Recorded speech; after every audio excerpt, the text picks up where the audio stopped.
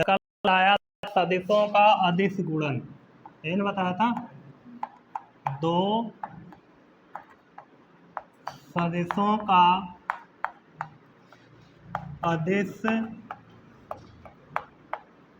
गुणन। ये चीज़ कल पढ़ाया था, एक बार जल्दी जल्दी रिपीट कर देते हैं, ठीक है, फिर आगे बढ़ेंगे। थोड़ा सा देखना एक बार फिर से। जैसे हमारे पास दो वेक्टर हैं, एक वेक्टर ए है और एक वेक्टर बी है, ठीक है ना। दो वेक्टर है, एक हमारे पास वेक्टर ए है और एक वेक्टर बी है। अगर हमको इनका अदिश गुणन करना है, अदिश गुणन का मतलब जब इन दोनों सदिश का गुणा करेंगे तो हमको एक अदिश राशि प्राप्त होगी, है ना था। तो इनका अदिश गुणन करना है, तो अदिश गुणन का जो चिन्ह होता है वो होता है डॉट। ये क्या है? डॉट। अगर यहाँ पे इसे गुणा का चिन्ह लगा दोगे ना तो वो अदिश गुणन नहीं कहलाएगा, वो सदिश गुणन कहलाने लगेगा। समझ में आई बात? तो जब भी अदिश गुणन करना होगा तो डॉट लगाना है, इसके अलावा कुछ भी नहीं, ठीक है ना। इसका फार्मूला होता है मॉड ऑफ वेक्टर ए, मतलब वेक्टर ए का परिमाण, into mod of vector B, मतलब बी का परिमाण, इंटू कॉस थीटा। या फिर इसको ऐसे भी लिख सकते हो, vector A dot vector B equal to A B cos theta. ये फार्मूला कल बताया था दो सदिशों के अदिश गुणन का, ठीक है ना। इसी फार्मूले के सारे हम दो सदिशों के बीच का कोण भी निकाल सकते हैं, दो सदिशों के बीच का कोण।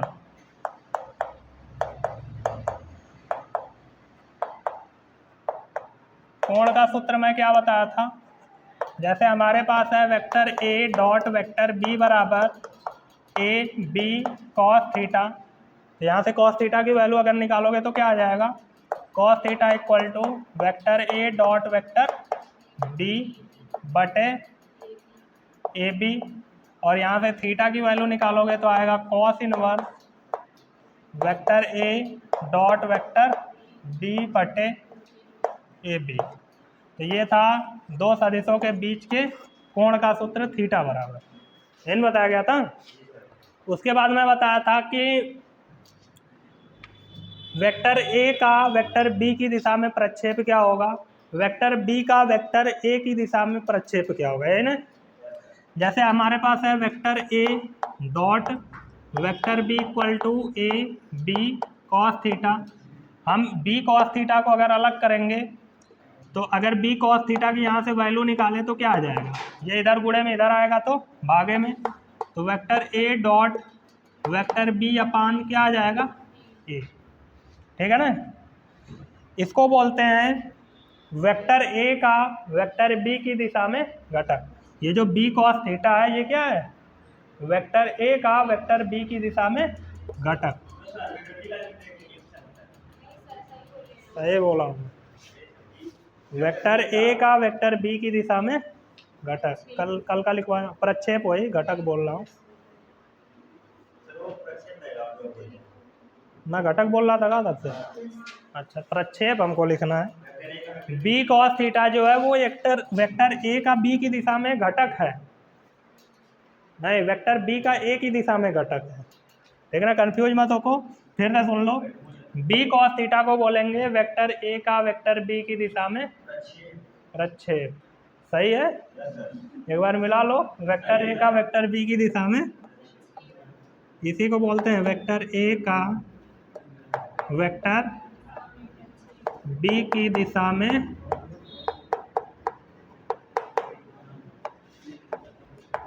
प्रक्षेप बराबर क्या है, vector A dot vector B बटे ए।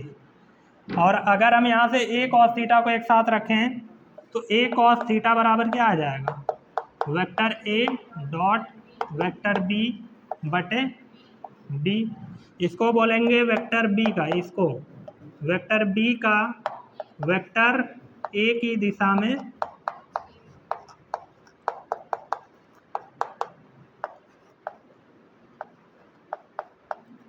जो कि होगा vector A dot vector B बटे वेक्टर, हाँ इसका बी का परिमाण बी।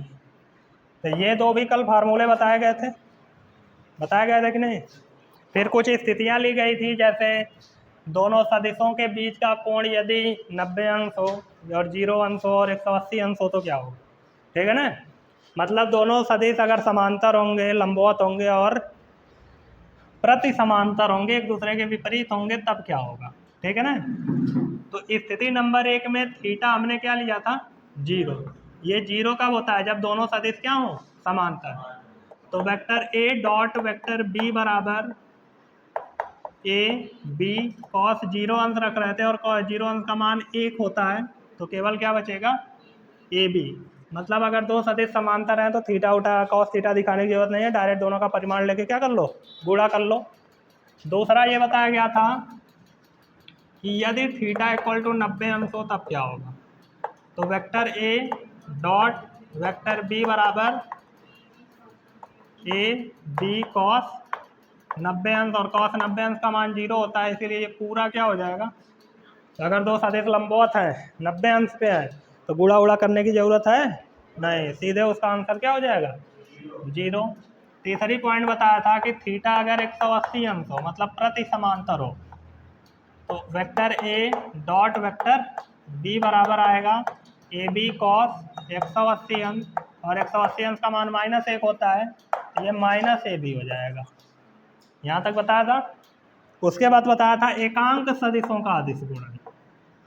एकांक सदिशों का अदिश गुणन। तो एकांक सदिशों के अदिश गुणन में एकांक सदिश कौन कौन से होते हैं, देखो हमारे पास 3 अक्ष हैं यहाँ पे। एक होता है x अक्ष, एक होता है y अक्ष और एक होता है z अक्ष।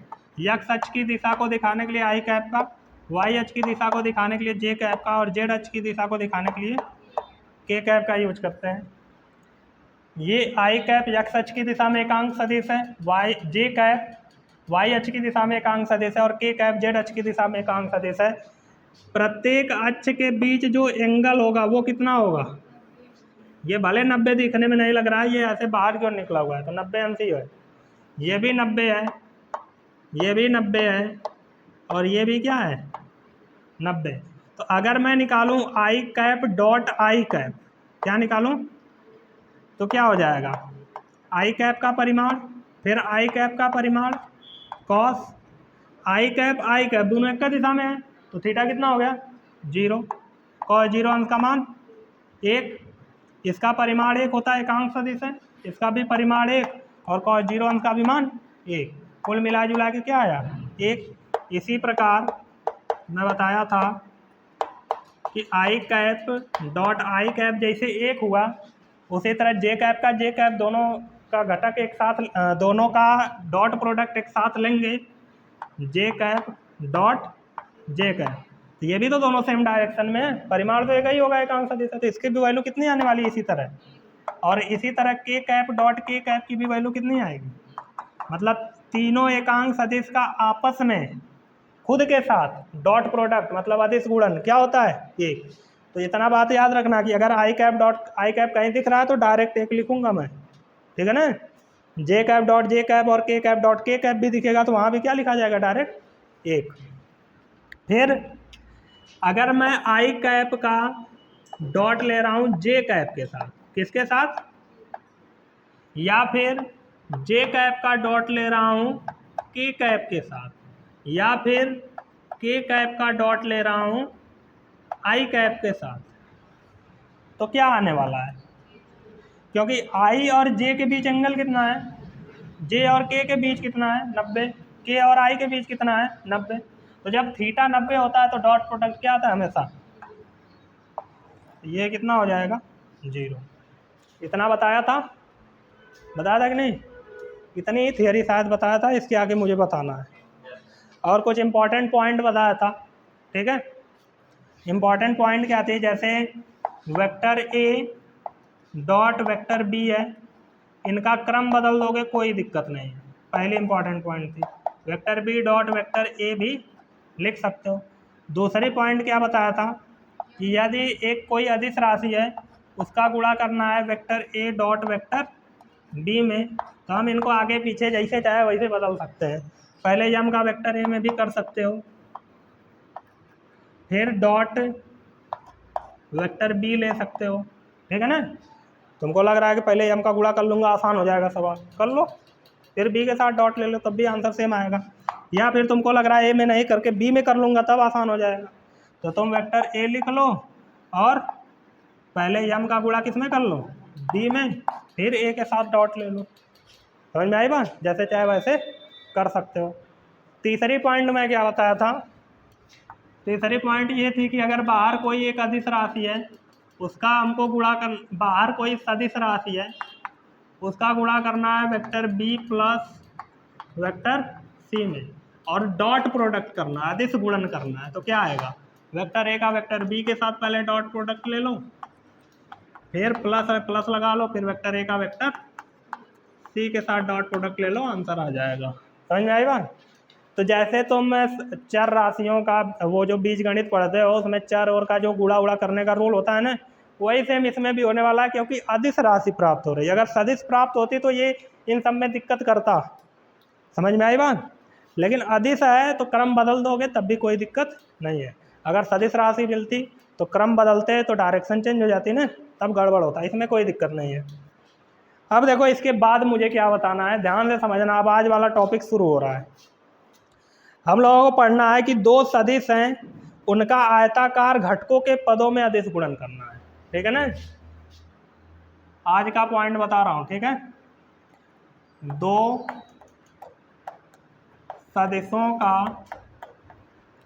सदिशों वेक्टर ए और वेक्टर बी का आयताकार घटकों के रूप में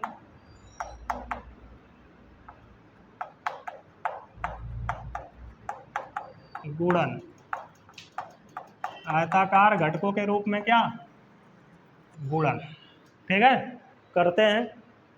आयताकार घटक का मतलब जैसे वेक्टर ए है, ये आई कैप जे कैप की कैप के रूप में दिया रहेगा, ठीक है ना, उसी को आयताकार घटक बोलते हैं। तो वेक्टर ए का मान दे दिया जैसे x1 I cap plus y1 J cap plus z1 K cap, और वेक्टर बी का मान दे दिया x2 आई कैप प्लस y2 जे कैप प्लस z2 के कैप। ऐसे दे दिया ए और बी, बोल दिया इनका अदिश गुणन करो। अदिश गुणन करने का तो एक ये तरीका है, ए बी कॉस थीटा ले लो, ए और बी तो निकाल लोगे, थीटा दिया ही नहीं है तो दिक्कत होगी ना गुणा करने में। तो इसका देखो गुणा करने का इलाज क्या है, हमको निकालना है vector A dot vector B. Vector A की वैल्यू यहाँ पे रखो, x1 I cap plus y1 J cap plus z1 K cap, फिर बीच में डॉट लगा है, डॉट लगा दो, ठीक है।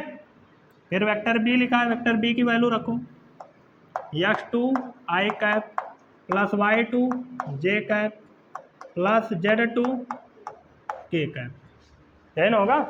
अब गुणा करने का रूल क्या है, एक थे पकड़ो सबके साथ गुणा कर लो, फिर दूसरा पकड़ो सबके साथ गुणा कर लो, तीसरा पकड़ो तीसरे का सबके साथ गुणा कर लो, यही ना गुणा करने का तरीका होता है। तो गुणा करते हैं, तो vector A dot vector B equal to क्या आएगा, इसका इसमें गुणा करेंगे तो x1 x2 आई कैप डॉट, यही ना आएगा, बोलो। फिर इसका इसमें करेंगे तो प्लस x1 y2 आई कैप डॉट, पहले अदिश को आगे लिखेंगे फिर सदिश को बाद में लिखेंगे। फिर इसी का इसमें करूँगा तो x1 z2 आई कैप डॉट के कैप, ठीक है। अब दूसरे की बारी, प्लस इसका इसमें करूँगा तो y1 x2 जे कैप आई कैप जे कैप डॉट, फिर प्लस इसका इसमें करूँगा y1 y2 जे कैप डॉट जे कैप, फिर प्लस इसका इसमें करूँगा y1 z2 जे कैप डॉट के कैप, फिर प्लस अब तीसरे की बारी z1 x2 के cap dot I cap, plus इसका इसमें करूँगा तो z1 y2 के cap dot J cap plus Z1 Z2 के कैप डॉट के कैप। अब थोड़ा सा यहाँ पे आ जाओ, इसीलिए पहले ये पढ़ाया गया है। देखना ध्यान से, vector A dot vector B क्या आने वाला है, बस यहीं आ जाएगा, इससे ज़्यादा कुछ नहीं करना। आई डॉट आई कितना होता है, जे डॉट जे 1, के डॉट के 1, ये 1 हो जाएगा, होगा कि नहीं, और ये 1 हो जाएगा, और ये लास्ट वाला 1 हो जाएगा। बाकी कुल आई कैप डॉट जे कैप कितना होता है, तो ये 0, तो मतलब पूरा 0। आई डॉट के भी कितना होता है, आगे पीछे चलेगा, उल्टा कर दोगे कोई दिक्कत नहीं है। तो आई कैप डॉट के कैप भी क्या होता है, 0। तो बाकी जो सेम है उसका तो 1 होगा, बाकी जितना अलग अलग है उन सबका क्या हो जाएगा, ये भी 0, ये भी 0, ये भी 0, सब क्या हो जाएगा 0। तो 0 वाले को लिखते ही नहीं है, जो बचता है उसी को लिख लेते हैं। क्या बचा, x1, और ये तो 1 हो गया, फिर ये 0 हो गया, ये भी 0 हो गया, ये भी 0 हो गया, ये बचा y1, ये 1 हो गया, 1 लिखेंगे नहीं, ये सब भी 0, बस क्या बचा Z1 Z2।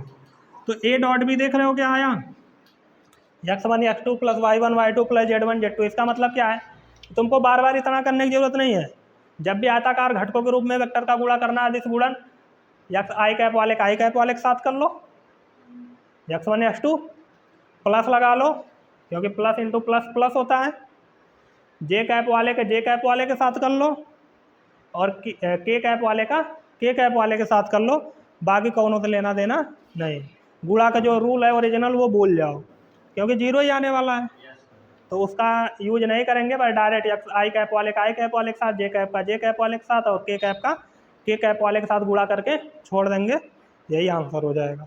समझ में आई बात, ये समझ में आ गया अच्छे से। अब 2 हेडिंग और है, उसको समझो ध्यान से। अगली हेडिंग है कि आयताकार घटकों के पदों में 2 सदिशों के बीच का कोण, समझना ध्यान से। आयताकार घटकों के रूप में, आयताकार घटकों के रूप में 2 सदिशों के बीच का कोण।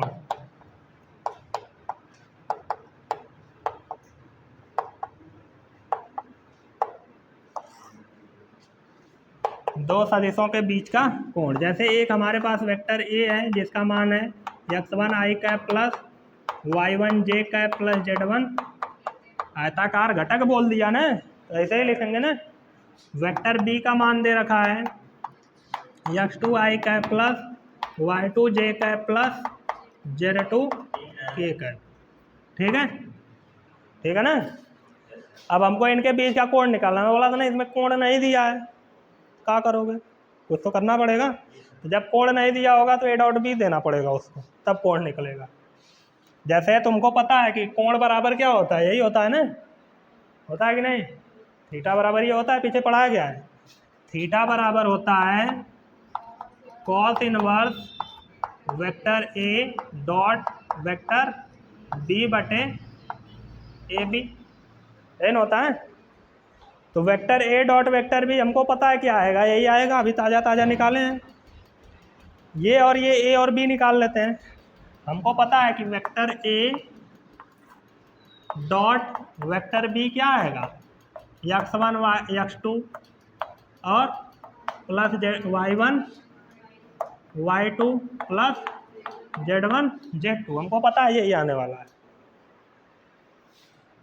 ए क्या आएगा, मॉड ऑफ वेक्टर ए बोलो या ए बोलो, ये कितना आएगा, करड़ी में परिमाण निकालने का तरीका यही है, x1 का स्क्वायर प्लस x2 का स्क्वायर प्लस x1 का square plus y1 square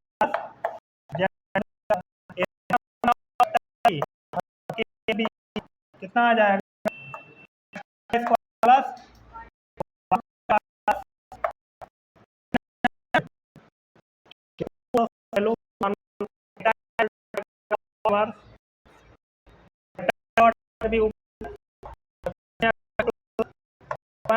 plus Z1 Z2 बटे करड़ी में x1 square plus y1 square plus, फिर दूसर की करड़ी में b का मान रख दो, क्या है x2 square plus y2 square plus z2 square, ये फार्मूला है, ठीक है ना। ये क्या है फार्मूला। बोलो कोई दिक्कत इसमें, समझ में आया? कर सकते हो, एक में भी इन दोनों करड़ी को कर सकते हो, कोई दिक्कत नहीं है। यहाँ तक समझ में आ गया? थीटा निकालना होगा तो निकाल लोगे ना। बस एक लास्ट हेडिंग देख लो, इसके बाद खत्म टॉपिक, फिर सवाल पे चलेंगे। दो सदिशों के लंबता तथा समांतरता का प्रतिबंध। पहले लंबता का प्रतिबंध देखते हैं। दो सदिशों के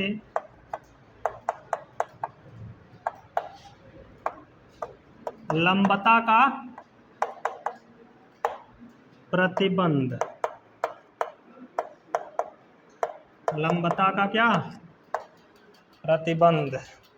लंबता का मतलब कि दोनों सदिशों के बीच का एंगल कितना होगा 90 अंश। दोनों सदिशों के बीच का एंगल कितना होगा, यहाँ पे थीटा कितना होने वाला है 90 अंश, है ना, है ना होगा।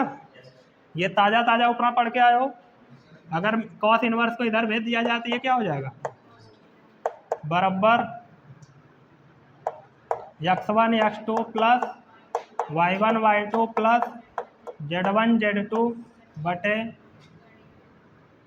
ये लिखो या ए बी लिख दो, चलो वही लिख देता हूँ। करड़ी में x1 square plus y1 square plus, और दूसरे करड़ी में x2 square plus y2 square plus, theta की जगह क्या रख देंगे, और कॉस 90 का मान क्या होता है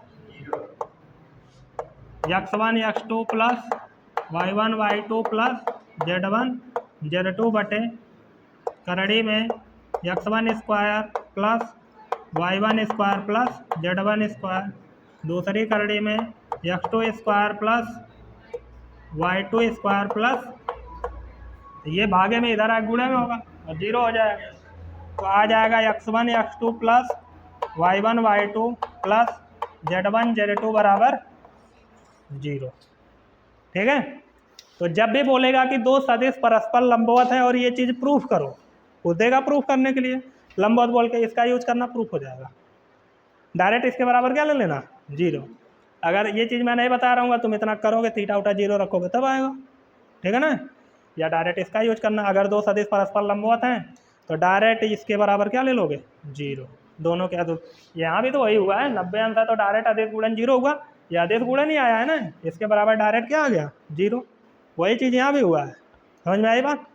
तो ये लंबता का प्रतिबंध है कि अगर दो सदिश लंबवत है तो ऐसा भी हो सकता है और ऐसा भी हो सकता है, वही चीज़ है एक प्रकार से देखो तो।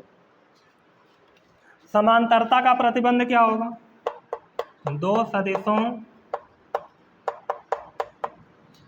के बीच समांतरता का प्रतिबंध। अब देखो ये तनी अलग चीज हो गया, दो सदिश अगर समांतर होंगे तो क्या होगा, समांतर होंगे तो हम उनको बराबर तो कर नहीं सकते, उनका परिमाण तो अलग अलग हो ही सकता है, बस समांतर ही है ना। अगर मैं कहूँ एक लाइन ये है 2 मीटर का है और एक ये लाइन है 4 मीटर का, दोनों समांतर है लेकिन क्या दोनों बराबर है, मैं लेकिन इसको ऐसे लिख सकता हूँ कि 2 बराबर है 4 के, 2 का 2 गुना बराबर है 4 के, ऐसे बोल सकता हूँ ना। तो हमेशा 2 गुना थोड़ी 10 गुना भी हो सकता है। तो एक लाइन दूसरी लाइन की कुछ गुना है, एक रेखा दूसरी रेखा की क्या है कुछ गुना। उसी तरह अगर दो सदिश समांतर होंगे तो एक सदिश दूसरे सदिश का कुछ गुना। अब ऐसा नहीं कि हमेशा बड़ा छोटा ही होगा, बराबर होगा तो 1 गुना हो जाएगा तो बराबर हो जाएगा, 1 से गुणा करोगे तो 2 आएगा ना। तो अगर दो सदिश समांतर है तो एक सदिश दूसरे सदिश का कुछ गुना हो सकता है, यही ना हो सकता है। जैसे मैं बोल सकता हूं कि जो वेक्टर ए है वो वेक्टर बी का लैम्डा गुना हो सकता है, कुछ गुना होगा लैम्डा का मान, ठीक है ना। वेक्टर ए का मान क्या होता है x1 i cap plus y1 j cap plus z1, ठीक है, बराबर लैम्डा वेक्टर बी का मान होता है x2 i cap plus y2 j cap plus z2 k cap. Lambda का अंदर गुणा करते हैं तो क्या आ जाएगा, x1 i cap plus y1 j cap plus z1 k cap बराबर, यहाँ तक हो गया, लैम्डा x2 i कैप गुणा करेंगे तो lambda x2 i cap plus lambda y2 j cap plus lambda z2 k cap, यही ना आएगा। अब थोड़ा दोनों पक्षों में, दो पक्ष है ना, एक बराबर के इधर वाला एक बराबर के उधर वाला नीचे लिखा है, दोनों पक्षों में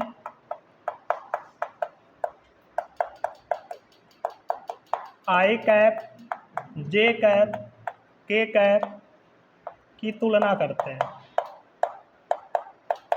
तुलना करने पर, तो तुलना करोगे तो इधर i कैप के बगल में क्या है और इधर i कैप के बगल में क्या है, तो यहाँ से अगर तुम x2 को इधर भेजो तो x1 बटे x2 इक्वल टू क्या आ जाएगा, समीकरण नंबर। उसी तरह उधर j कैप के बगल में y1 है और इधर लैम्डा y2 है, यहाँ से y1 बटे y2 बराबर क्या आ जाएगा, समीकरण नंबर 2। फिर k कैप वाला देखोगे तो इधर z1 है और इधर लैम्डा z2 है, तो यहाँ से z1 बटे z2 बराबर क्या आ जाएगा, समीकरण नंबर, समीकरण 1 2 3 से लैम्डा तीनों बराबर, तो ये तीनों भी क्या हो जाएंगे, समीकरण 1 2 और 3 से x1 बटे x2 बराबर y1 बटे बराबर z1 बटे बराबर लैम्डा, तीनों लैम्डा के क्या हैं, बराबर है। बोलो समझ में आया, कोई दिक्कत। अब अगर इतना समझ गए तो अब पूरी एक्सरसाइज लगा दोगे, कहीं दिक्कत नहीं होगी, ठीक है ना। जितनी बड़ी एक्सरसाइज, जितना भी क्वेश्चन दिया हो, एनसीईआरटी से तो 2 गुना 4 गुना दिया होगा क्वेश्चन, ठीक है, जितना भी क्वेश्चन दिया है सब लगा लोगे। 29 क्वेश्चन है ना, 32 क्वेश्चन है, एनसीईआरटी में ज़्यादा से ज़्यादा 10 दिया होगा, ठीक है। तो इसको नोट करो, एक बार रिपीट करो, कहीं दिक्कत है तो पूछो, फिर सवाल लगाएंगे। इसको नोट करोगे तब